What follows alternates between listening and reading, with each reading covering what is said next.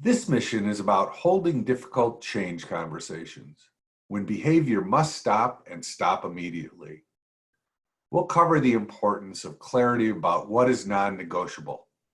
We'll also talk about the art of being hard on the problem, yet soft on the person. We'll discuss how we need to hold people accountable to change with clear consequences for changing or refusing to change. And we will talk about the need for listening to their side of the story while still holding firm to our follow-through with consequences. Let's begin with what most organizations consider non-negotiable behavior categories. They speak for themselves. 1, safety, endangering self or others. 2, compliance with regulations, policies, and procedures. 3, deviation from standards. 4, contradiction of organizational values. And 5, simply stubborn resistance to change. Each of these categories are usually considered non-negotiable. If an employee is not adhering to any one of these categories, it's important to hold clear and decisive conversations about the absolute requirement to change behavior. Endangering safety, breaking laws or regulations, deviating from documented standards, acting in contradiction to organizational purpose and values are not acceptable.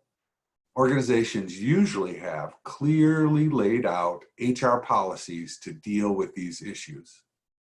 As a leader of change, if an employee is stubbornly resisting a required behavior, you need to hold a corrective conversation as soon as possible. We all know what stubborn resistance to change looks like. You have allowed enough time to respect the change curve the person is going through. You've listened to them and you've tried to coach them.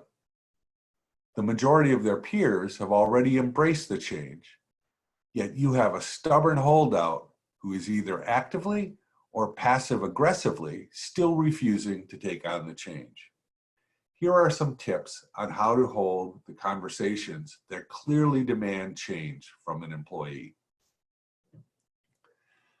In every change situation, there comes a point when the time to adapt to the change is past, yet there still may be 1 or 2 people who remain in stubborn resistance to the change. When you have done all you can to tell, sell, and coach the change, there may come a time when you must simply insist on the change. Some leaders hate this type of confrontational discussion.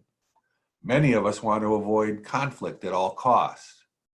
But we cannot do that if we want to be an effective role model and advocate of change. The good news is that confronting stubborn resistance to change does not need to be an emotional drain on you. Not if you learn to be hard on the problem, but soft on the person. What do you think it means to be hard on the problem, but soft on the person? Here's our definition. I can be clear and unwavering on the unacceptable behavior that I'm witnessing, and clear and unwavering on the consequences to the employee if the behavior does not change. Yet, if I stay focused on the behavior and avoid labeling the person, and I'm willing to own my own perceptions of the problem by using I statements, I can have a crucial conversation that doesn't need to get heated or cruel. It's helpful to begin these conversations by assuming positive intent. Even people in active resistance are often doing so out of fear and misguided self-preservation habits. Most people don't come to work with the idea of messing up or being a terrible employee. With that as your underlying assumption, it becomes easy to follow a simple structure to hold people accountable to consequences without resorting to raised voices or anger. For example, you want to say things like, I noticed you are not doing X, rather than you are wrong or lazy or screwing up. You want to point out the facts. We have discussed this twice in the past and you still aren't complying.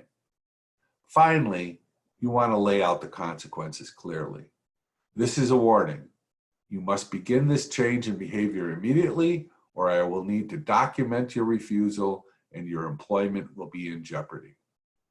But don't stop there.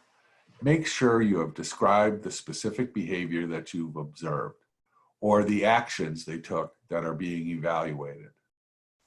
And make sure to be transparent and clear on the criteria you are using to assess their performance. Set and confirm expectations and the consequences for not meeting the expectations before you end the conversation. Using this simple formula, you can be hard on the problem, but soft on the person. We'll put this slide in the download area so you can keep a copy handy as a job aid. Once again, remember that the phrasing and tone of our questions can make a big difference in whether we are inviting people into a more open toward state or shutting them down in an away state. Communication and language matters, and you can create change receptivity by being respectful and truly curious about their resistance. The questions on the right side invite people to share their own side of the story. And if you value the employee and want to keep them and help them succeed, you will be probing for why they remain in stubborn resistance to the change.